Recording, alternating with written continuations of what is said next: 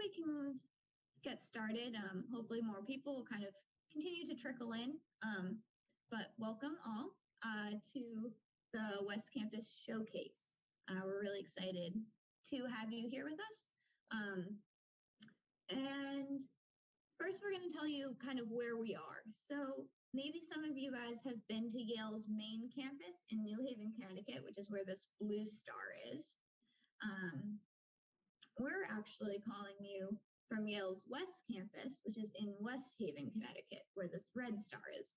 So you can tell on the map they're pretty close. So they're separated by about 8 miles. And so this takes about a 15-minute drive. There's shuttles that run between the two, or you can bike. It's a 45-minute bike ride. Later, we'll be hearing from Laura, who actually quite frequently bikes between the two.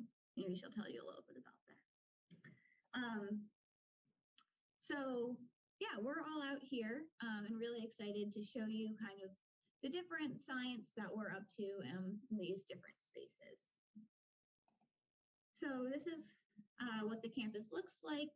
It's really large. There's all these different buildings. Down here is the School of Nursing. Right now, I'm calling you from this building right over here in Energy Sciences, but we'll be hearing from people all over, even some that's actually not really in this picture. So we're excited to share it all with you. This campus has been around or part of Yale since 2007. We have someone in the chat saying their mom used to work here. Is anyone on the call? Do any of your parents or guardians currently work here? Let us know. Be excited to hear. All right, someone's dad works at Yale, but maybe not here. Yeah, okay. Some people know people who work here. Okay, on West Campus, very cool. Yeah, it's great. There's a lot of land out here, 136 acres, 1.6 million square feet of labs, conference rooms, dining areas, a lot of space, which is especially nice during COVID when we all have to socially distance. And there's about 1,600 faculty, staff, and students out here. And you'll get to meet a couple of them today. So what we're going to be showing you today, we're going to be starting with telling you about Yale's Systems Biology Institute and one really cool project that's happening there. After that, we're going to move over to the Energy Sciences Institute and look at a really fancy instrument that's part of the Materials Characterization Core over there. And then finally, we are going to go to the Yale Landscape Lab and step outside to see some really cool stuff happening outside, also on campus. So a couple just quick details about how today's going to work. We really encourage you guys all to ask questions. So there's a Q&A option in this webinar format. And you can put any questions you have about the talks there. You can upvote questions that you also want to hear answered. And then Randy will be asking each of our speakers some of your questions after they're finished. When you're chatting, so a lot of you guys have been responding to some questions I've asked you in the chat. If you want to make sure that all of the other attendees, all the other students here can hear what you're thinking, make sure that the all panelists and attendees option is chosen. Okay. So just a couple quick rules for how to do the chat. Make sure to keep it focused on science and on the talk and kind of what you think is exciting about what you're hearing. Be very respectful of others. Any hurtful language will absolutely not be tolerated and will remove you from the event. Do not spam the chat or send like the same message over and over again. If you have a question you really want answered, please put it in the Q&A. Otherwise, please be respectful of others so that we can all use the chat together. We'll also keep the chat saved at the end of the event. So anything you have written there will be saved. So that's all I have for now. And And so I'm really excited to introduce you to our first speaker. Laura Quinto comes to us from Farron Isaac's lab in the Systems Biology Institute. So take it away. Yeah, thank you so much for having me. As Josie said, my name is Laura, and today I'll be telling you about some work that I do, or sort of, I guess, a tool that I frequently use. And so I kind of wanted to start just by like giving you sort of context for like what our lab does, and just some like interesting applications of biology that you may not be familiar with. So synthetic biology, in case you guys like haven't heard of it, is basically like taking sort of biological systems that already exist and trying to engineer them to do new things. And so a lot of, for example, the chemicals, medicines, foods, and a lot of like different energy applications are really kind of being transformed by synthetic biology. And so within that, I'm like especially interested in sustainability. And so I'll be telling you a little bit about some stuff that can be applied to sustainability today. But so today, yeah, I'll be talking about fluorescent proteins and flow cytometry, which probably sounds like a very big word, but we will go into it. And it's actually like a fairly simple assay. So you may be wondering why there's like this jellyfish on a presentation that's about fluorescent proteins and flow cytometry. And so fluorescent proteins are basically proteins that are excited by light of a given wavelength and emit light of a different wavelength when they are excited by that. And so the reason the jellyfish was on the first slide is because one of the first fluorescent proteins, GFP, green fluorescent protein, actually came from a jellyfish.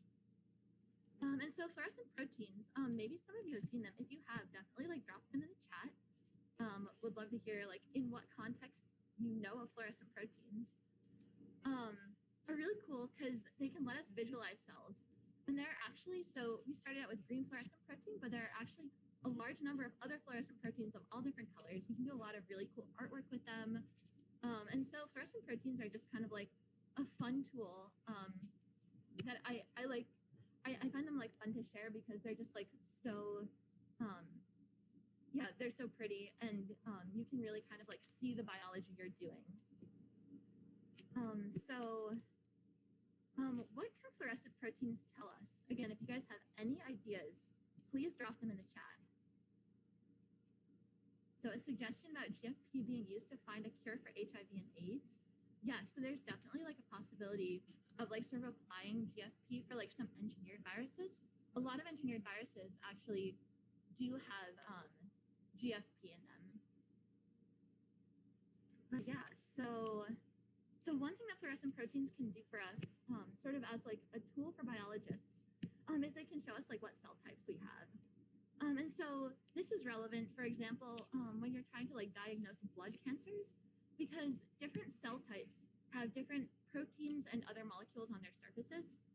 So if you can engineer a fluorescent protein to bind specifically to some protein or sugar or something on the cell surface, then you'll know that the cells labeled with that protein have that particular marker. And so that can be relevant, yeah, for example, in the case of cancer, where there are certain markers that are characteristic of certain cancers. So you can label cells with fluorescent proteins that bind to those markers on the cell surface, and then you can determine like whether or not you have those particular types of cancer cells. And so here, for example, this green fluorescent protein binds to this moon-shaped receptor, and this like red protein binds to the Y-shaped receptor.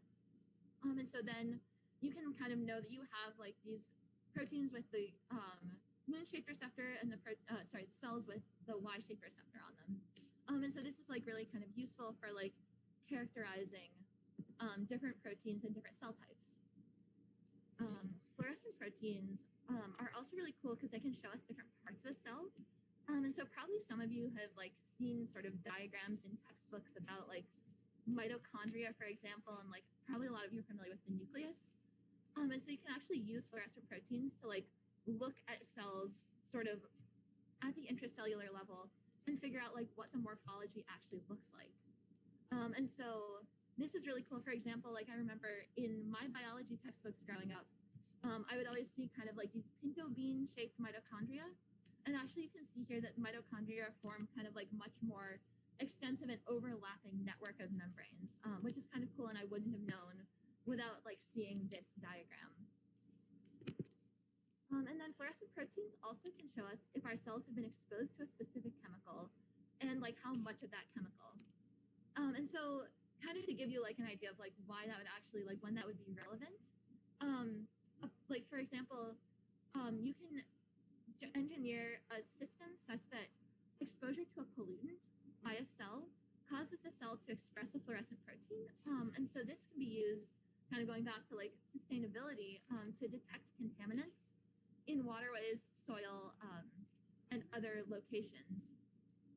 And so basically what that looks like is you have just kind of your normal cell, and then upon exposure to the pollutant, the cell produces a fluorescent protein and turns a different color. And so that's obviously just like a much easier way to identify a pollutant that maybe you can't just like see in like a waterway than having to like try to extract it, detect it. This can provide like a really easy readout. And so just to like give you an example, you have pond A, which is like not at all polluted, and pond B, which obviously does have some contaminants. So like if you guys want to drop in the chat, like what do you think, where do you think the cells, if you treat cells with like water from pond A versus water from pond B, which cells do you think would actually express a fluorescent protein in response to a pollutant?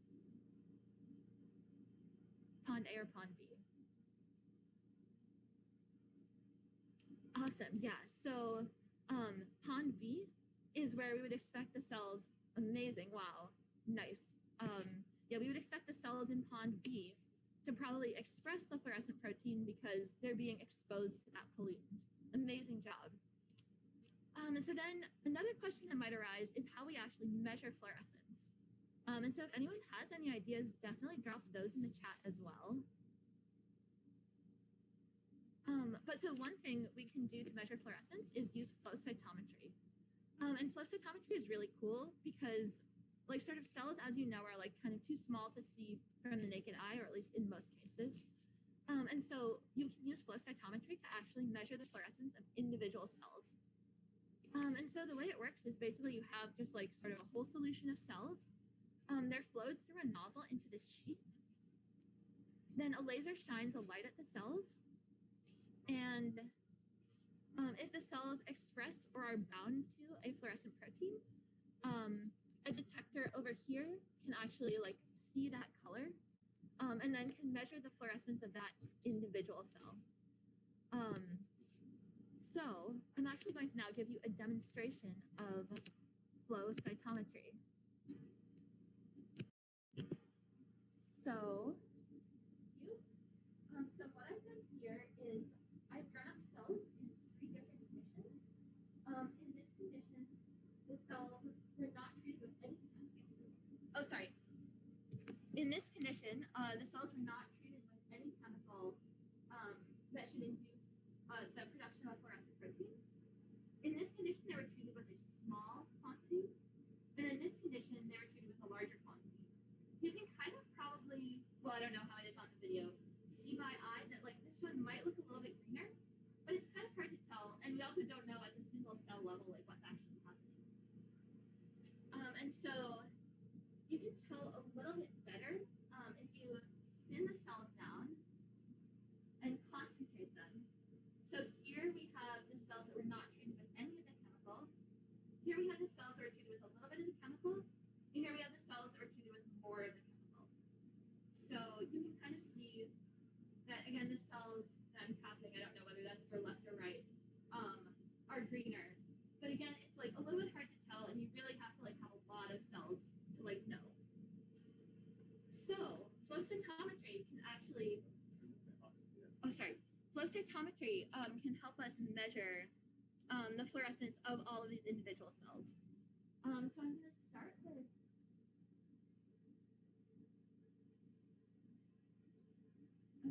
by loading this sample, which has not been treated with any chemical that should induce or that should cause the cell to produce this fluorescent protein, into the machine.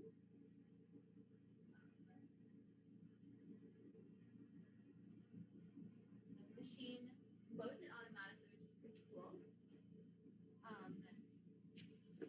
trying to position the mic. And then the machine will start to like automatically pick up the cells. And so you can see here, this is like a measure of the amount of green fluorescent protein produced and the number of cells. So some of you guys may have seen a histogram before, but basically this is a histogram where the higher the amount of GFP, sort of the further to the left a cell is, or further to the right a cell is going to be on the x-axis, and then on the y-axis we're seeing like how many cells have a given amount of GFP. So we can see here there's very little GFP, which we would expect for the cells that were not treated with the chemical. Now I'm going to add the cells that are treated with like a little bit of the chemical, but not a lot. And so drop in the chat what you guys would predict might happen. Will the fluorescence, like, do we expect the fluorescence to like stay over to the left? Do we think they'll go to the middle? Do we think they'll go like far to the right?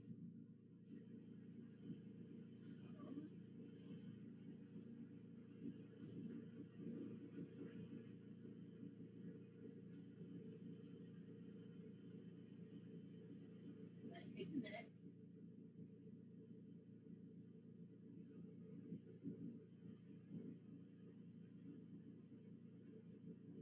Okay, awesome.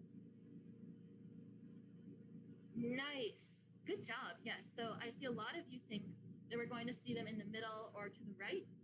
And so yeah, that's exactly what we're seeing. The cells are now sort of between like 10 to the 3 and 10 to the 4, and this is just sort of an arbitrary unit of measure.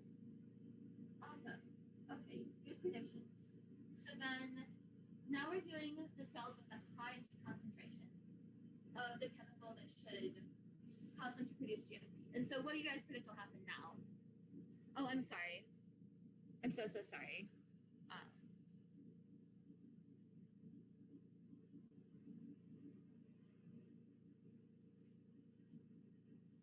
So now we're loading these. Sorry, I'm using my computer mic and then my friend's phone for the video.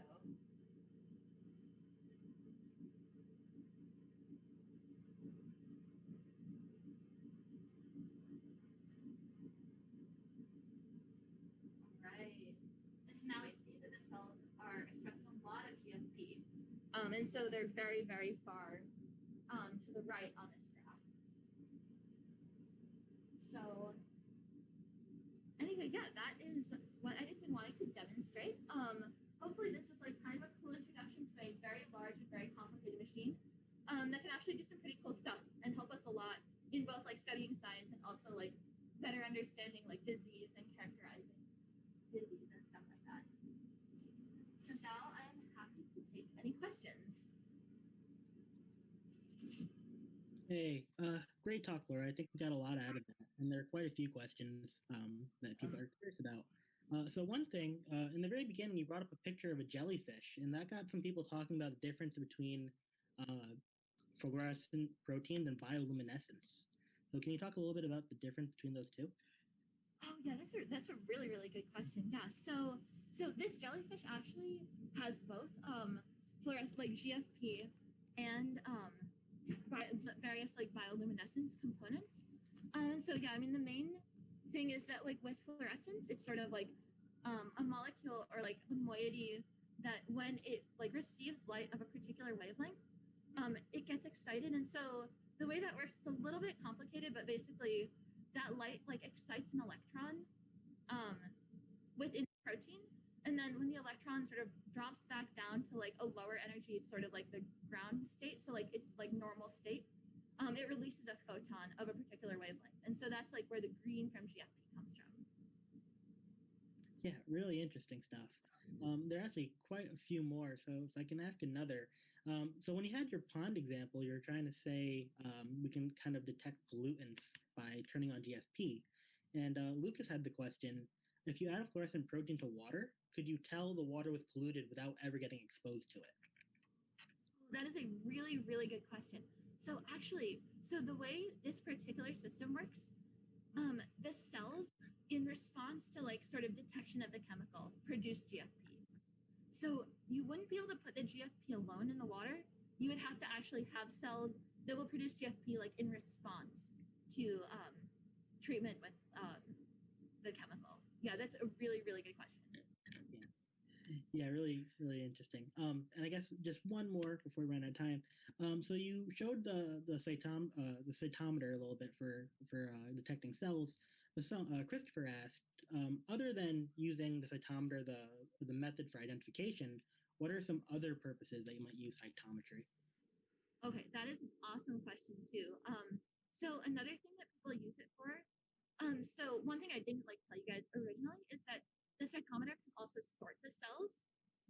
So if you remember how I like had that histogram, well, actually, I can kind of show it from my laptop. So let's say we just want cells that are, expressing like very high levels of GFP, and we want to actually isolate those cells, so like characterize them further, for example. So what a lot of flow cytometers can do is you can kind of select a set of fluorescences, sort of like a range of fluorescences or like a fluorescence profile, and then sort those cells. And so then you can isolate from like a population of cells with like a lot of different fluorescences. Maybe like they have like different markers on their surfaces, or maybe they're just like expressing different fluorescent proteins. You can actually isolate certain subpopulations within that. So yeah, awesome question. You guys are definitely like scientists. Perfect. I think we actually have one more minute. So sorry, one last question. So in the context of kind of the GFP, what exactly is the bacteria doing in this entire system? That's another really good question. So some of you may be familiar with like transcription and translation. So it's basically like the way cells produce proteins. You start with DNA, and then an RNA polymerase converts it to RNA, and then that RNA like kind of codes for a protein. And so what the cells are doing is I sort of gave them DNA that allows them to produce GFP upon sort of like treatment with this pollutant or with this chemical. And then when they actually do detect the chemical, the DNA is transcribed to RNA, and then that RNA is translated into protein by the ribosomes, which some of you may have heard of. And so that's how like the GFP is actually produced. So cool, so cool. Unfortunately, I think that is the time. For anyone that doesn't still have questions, I think Laura may be able to type them in for you. Yeah. Great, yeah, thank you. All right, yeah, thank you so much, Laura. Thank you, Randy, for the questions. I was very excited in the chat. Everyone did great with their guesses, so keep those coming. Now we're going to move over to what we call the Materials Characterization Core here at Yale's West Campus. And we're going to hear from Sarah Ostrich, who's a part of the Energy Sciences Institute. So take it away, Sarah. All right, awesome. Hi, everyone. I'm Sarah Ostrich, as Jen said. I am a graduate student in the Energy Sciences Institute here on West Campus. And today we're going to be looking at the scanning electron microscope and talking a little bit about how it works. So here we go. Okay. So does anyone know, has anyone heard of a microscope or microscopes? And what are they? I'll be looking at the chat. Yeah, so what do? We want to be able to look at objects very closely, right? So the way that we conventionally have microscopes is that we use a series of lenses and light to look at things, very small things with our eye. But in this case, we're actually going to be using what's called a scanning electron microscope to look at even smaller things like molecules. And so here's a picture of the instrument right here.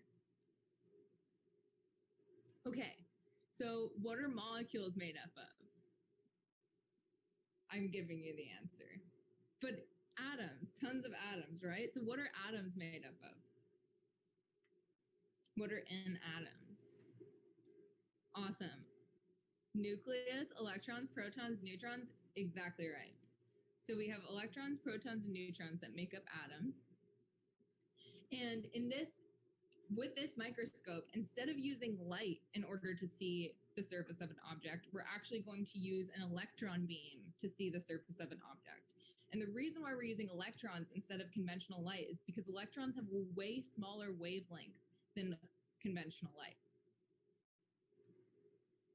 Yeah, it had a camera in black and white, which wasn't that good quality. So the quality comes with focusing and changing some of the parameters. Yes, so you brought up a good point that the scanning electron microscope will see images in black and white. And the reason why that is because we're not actually using light to take pictures in this case or to observe things. We're actually using electrons. And so we're exciting the surface of molecules and basically getting a signal that shows us the topology of the materials that we're looking at. And so basically, yes, we have this electron beam. It's super strong and extremely high energy. And so it requires a high vacuum and cooling in order to run and in order to focus onto the materials.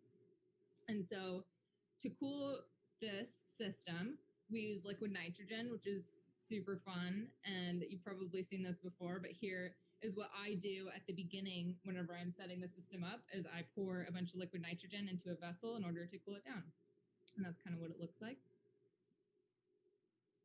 Okay, so to kind of get an idea of how small what is small, right? We're looking at these very small molecules. So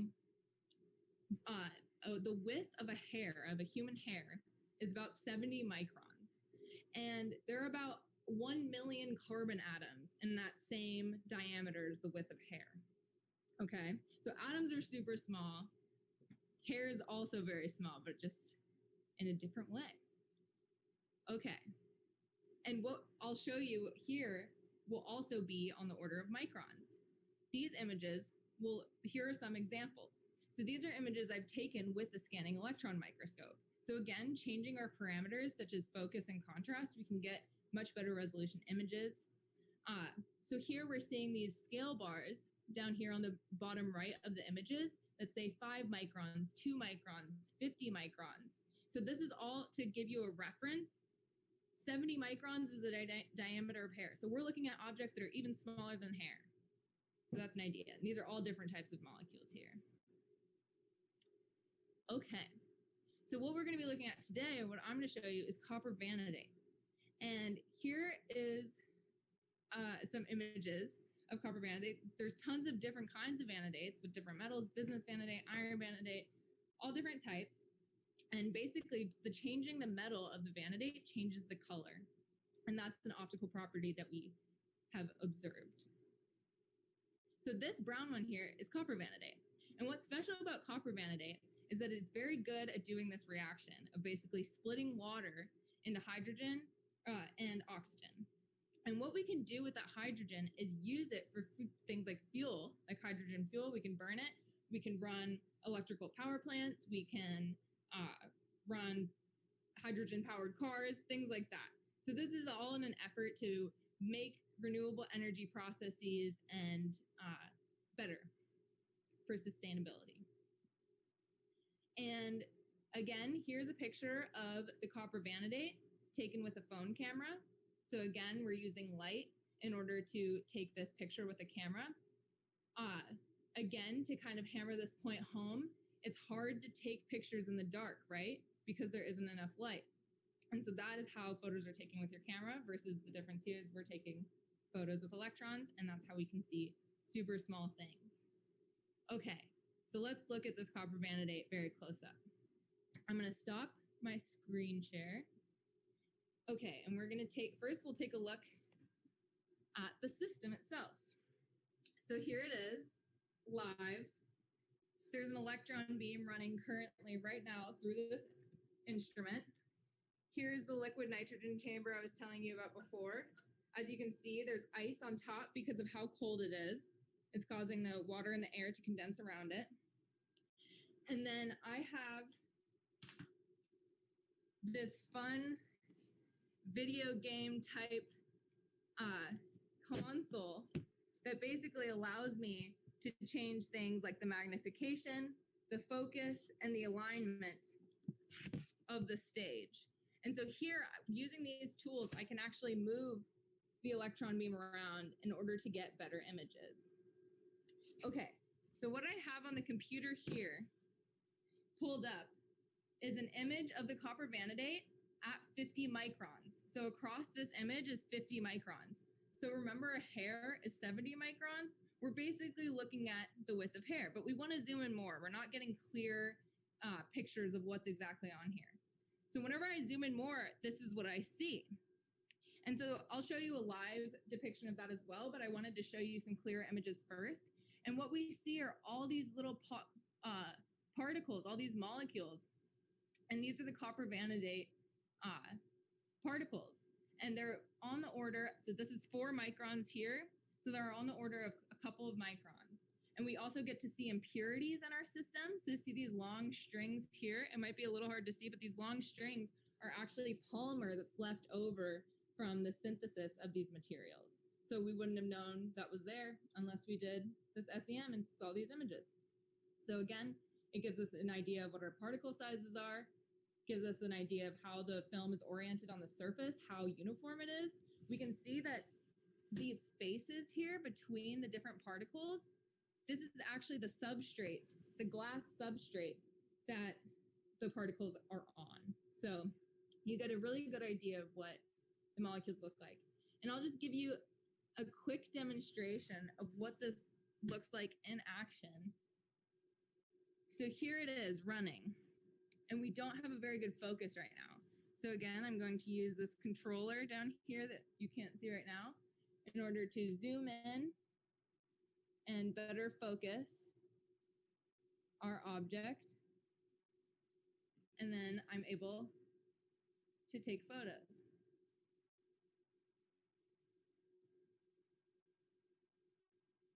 It's a little slow, but here it is in real time.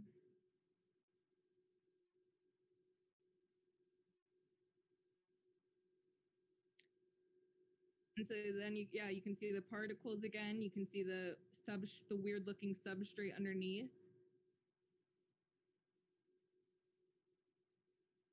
Yep, and that's how we take these photos. All right, thank you everyone. I'm happy to answer whatever questions you have. Great talk, Sarah. I think I speak for everyone when I say that was really, really cool. Yeah, you don't usually get to see, real microscope images nowadays. So there are quite a few questions in the chat, and if you would answer them, that'd be great. So I guess one, the first thing that came up is what really happens to atoms kind of after someone passes away. So what is the cycle for an atom? Yeah, so basically it just depends on what the atom is composed of. As we know, there's the whole periodic table of elements, and we have hydrogen. So most bodies and most life in general is composed of organic materials. So these are things like hydrogen, oxygen, nitrogen, and carbon mainly. And they erode over time into different molecules. So things can go from participating as proteins to participating as dirt or plant food or all these different types of things. So. Yeah, really cool. There's so many questions. It's so hard to keep up. I guess there's this one. I think it's a really good question. So Ronan asks, he says he doesn't think electron microscopes have a color camera. And if that's true, why? Right, exactly. So remember that whenever we take pictures with normal cameras, we're basically capturing light within the detector, within the shutter of the camera.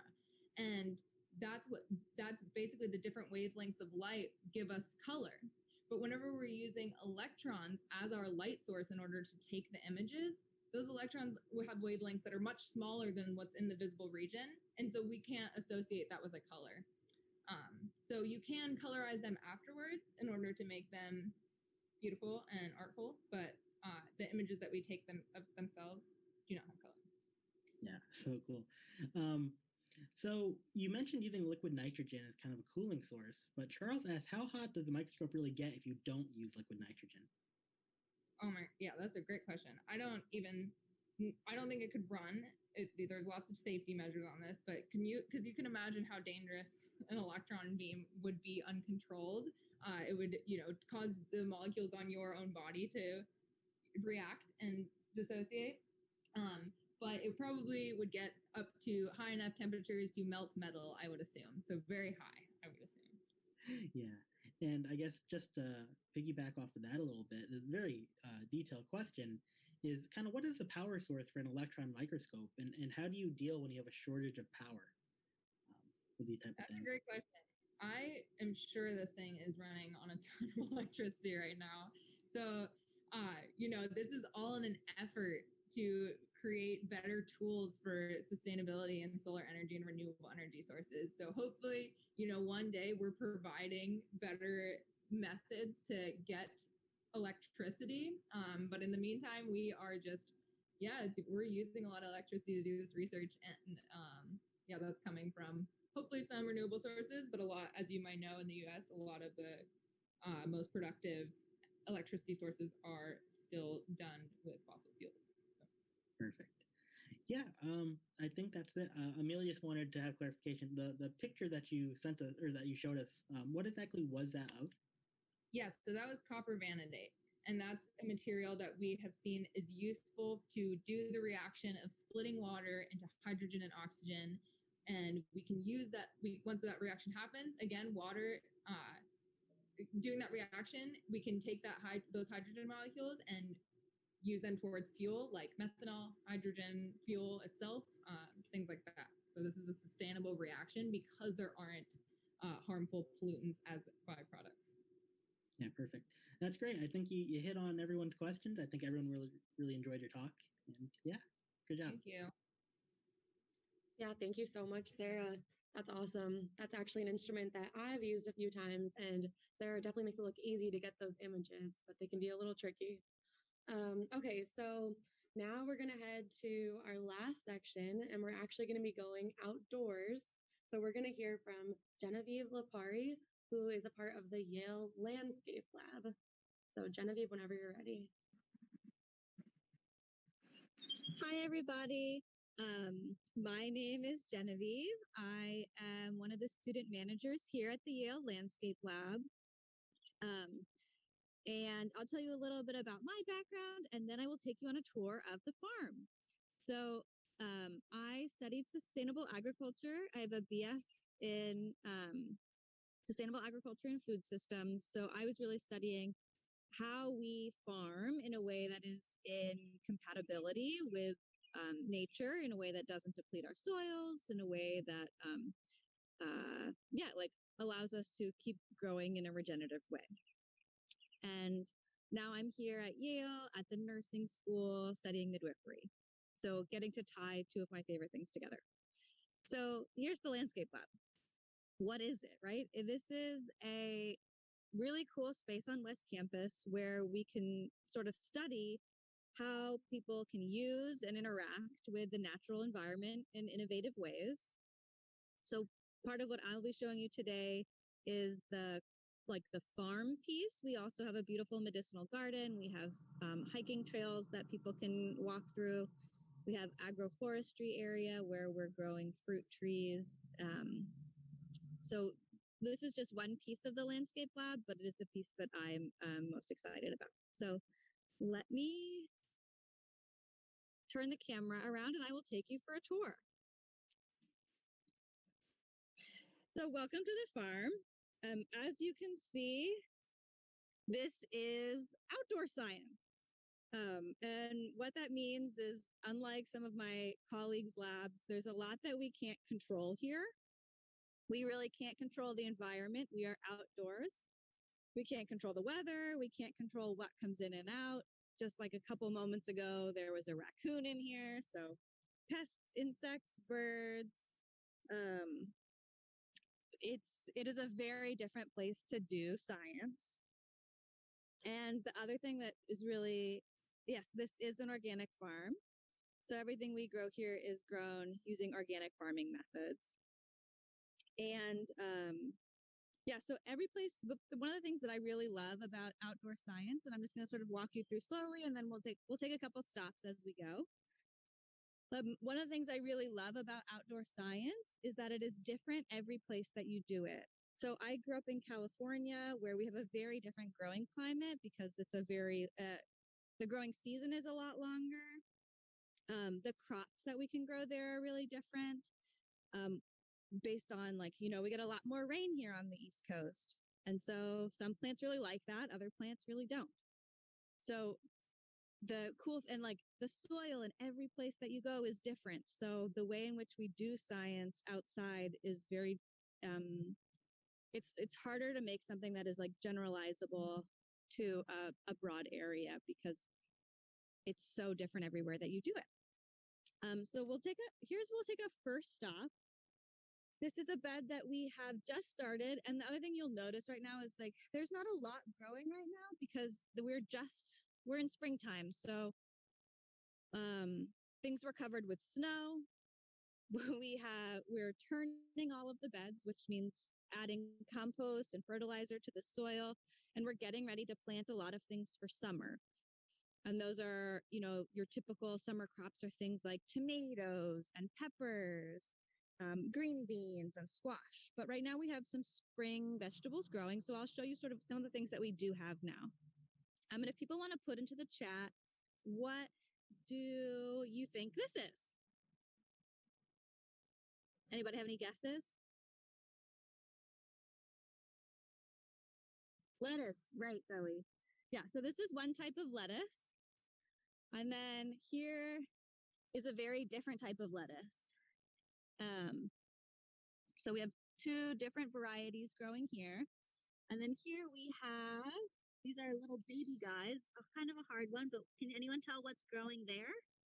Yes, radish. So those are Davignon radishes, which is one of my favorite types of radishes. And this is a technique of planting called intercropping. So we're growing multiple different things all in one bed together. The benefit of doing that is that plants have different properties. And so the bugs that like one plant might be sort of adverse to another one. And so growing them together can have benefits. And also, like some plants are taller than other plants. Okay, so we're going to make another stop here. Does anyone have any guess what this is growing here?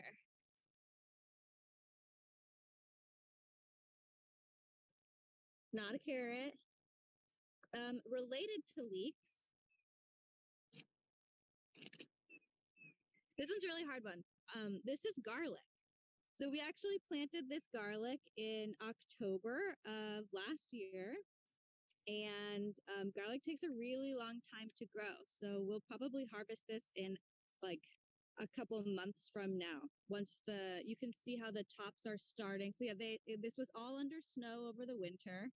And then they come up in the spring. And then we also have someone who studies mycology or mushrooms here at the farm that does a lot of research. So they have actually interplanted, you can see some of them here, mushrooms in with the garlic. Yeah, the cloves are underground. So this is like another example of intercropping where we are growing mushrooms in the same bed as the garlic. So a cool experiment that we are trying. Here we're growing lettuce along with the garlic, and we also have lots of weeds in this bed. This is another cool bed. So here we have, does anyone know what this plant is? Fennel, great job. Yeah, so we put our fennel out a little bit early, and putting this like hooped tunnel on the fennel kind of works like a little bit of a mini greenhouse to keep it just warm enough that it can be out before the weather gets warm. So it helps with a little bit of temperature control. Okay. This I think is a really beautiful bed. So this we have a bunch of different types of lettuces growing along with cilantro. So you can see there's just a huge variety in terms of color, leaf shape, leaf size for all of these different types of lettuces. This one is one of my favorite. It's called like an arrow leaf lettuce.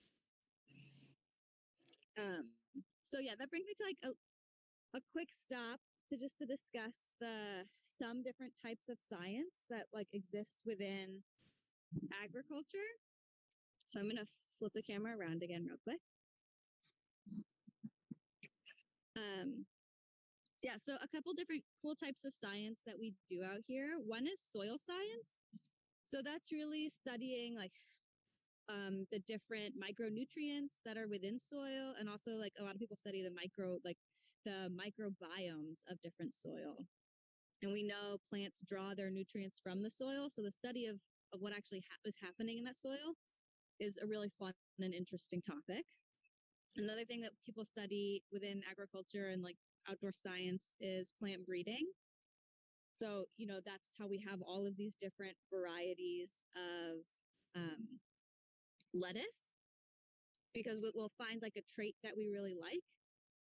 And then you save seeds from that plant, and then you can plant them later, and then sort of like do that sort of iteratively until you have a plant that has those traits that you were looking for. So plant breeding is one. And then ethnobotany is another cool arena, which is like looking at how we use plants, like both historically and currently. We do have a medicinal garden here, which I think is very interesting and like an example of how we use plants currently or like and historically, is that birth control pills were actually derived from a plant product from wild yams. So there's like a ton that plant science can do in terms of advancing society too. So let me take you on a couple more stops, and then I know we're probably about time.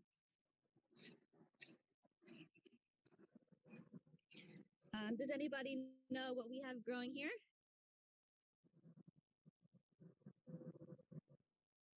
Peas, yeah. So these are different. We also have lots of different types of peas. We grow sugar snap peas and snow peas. And these little tendrils will climb up and become quite tall. And then, no, there's no actual peas on here yet. It's just the plant part.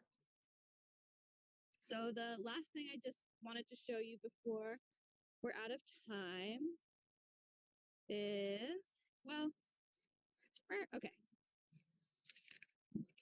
It's just like the life cycle of plants. So I have a seed packet here. And let me pull out one little tiny seed.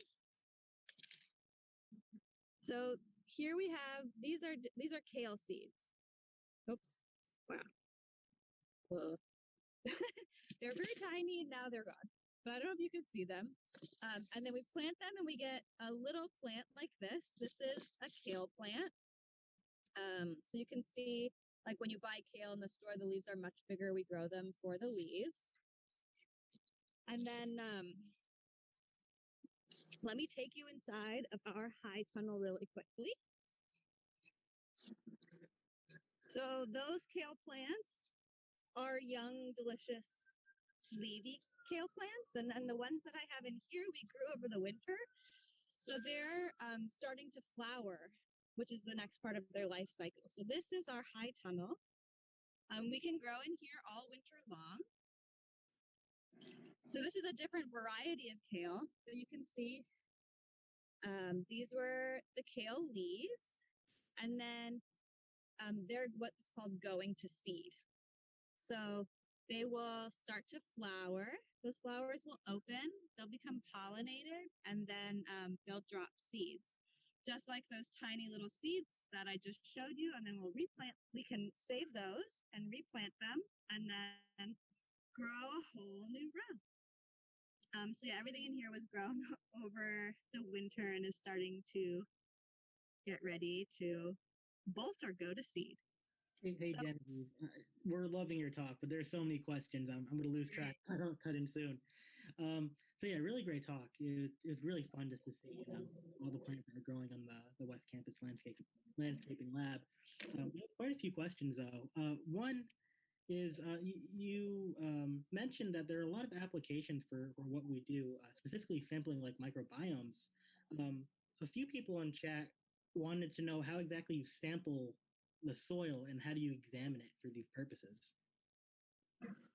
So there's lots of different ways you can look at the soil. For some of the things that we can do here is you can take a core of the soil. Sometimes we'll take samples from different beds, and you can actually send them to a lab. We don't have like a indoor lab here, but we'll send them to a lab and ask them to analyze like the soil content. So how much nitrogen, how much phosphorus, how much different nutrients are within that soil, and that can help us decide what to add in um, for a healthy soil. And then in terms of like studying microbiome, we don't do that here, but I know a lot of people do look at like what different bacteria and bugs live in different soils and how that contributes to soil health. Perfect. There's actually a piggyback off that question. It's kind of how do different soils affect plant growth, and if there's a difference, if there's not like a one shoe fits all type of deal. Yeah, some plants like different types of soil, like blueberries like sandy soil versus other plants like sort of clayey soil. Um, some plants like tomatoes they like need a lot of nitrogen in the soil in order to grow, and other plants like those peas that I showed you actually take nitrogen from the air and put it into the soil. So there's a lot of cool science around when to plant which crops in the same soil. Like it's good to put tomatoes in the same bed after you've grown peas or some other nitrogen fixing plant in that bed. Your answers are perfect because they feed right into the next question. Nicholas asks, what are kind of the disadvantages of mixing different types of plants while gardening? So the opposite of sort of what I just explained would be true, that if you were to grow tomatoes in the same space year after year after year, it will draw the same nutrients from that soil and you'll end up with very depleted soils. Same way that like the bugs that, and the bugs or bacteria that really like to sort of, that are happiest, not feeding on, that's the wrong word, but like, that are the most trouble for tomatoes, let's say. They will continue to stay in that bed, as opposed to if you were to plant something different like kale from another family, those bugs will sort of go off to go find what they actually like, the tomato, somewhere else. Yeah, so cool. I don't think we have enough time for one more, unfortunately. There's still a whole bunch of questions, so if you have some time to answer them, that'd be great. Randy, we can do one more. We can do one more? Perfect.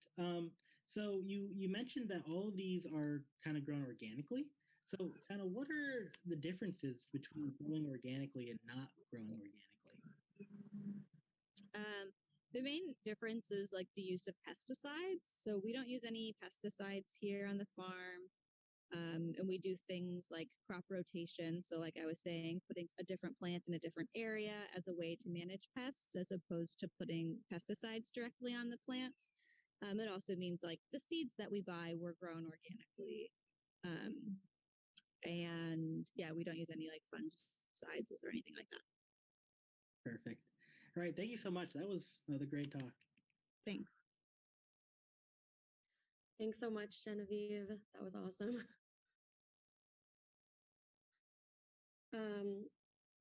Second. Okay. Well, thank you, everyone. That is all of the sections that we have for tonight. But before you all go, we do want to get some of your feedback and see how you like these events. So I love how engaged everyone was in the chat and in the question and answers. So if you could just take a moment and answer, what you think of the format of how this event is run, and then also what kinds of science are you interested in seeing? Because we definitely want to show you all things that, you're excited about. Hopefully tonight you got to see what some different types of labs look like. It always surprises me that we have, a lab that's completely outdoors. It's very different than what I do every day. So yeah, let us know in this poll what you're interested in, and we'll take this into consideration when we keep planning our events. Thanks everyone who's filling it out. Yeah, and feel free to write any more feedback in the chat.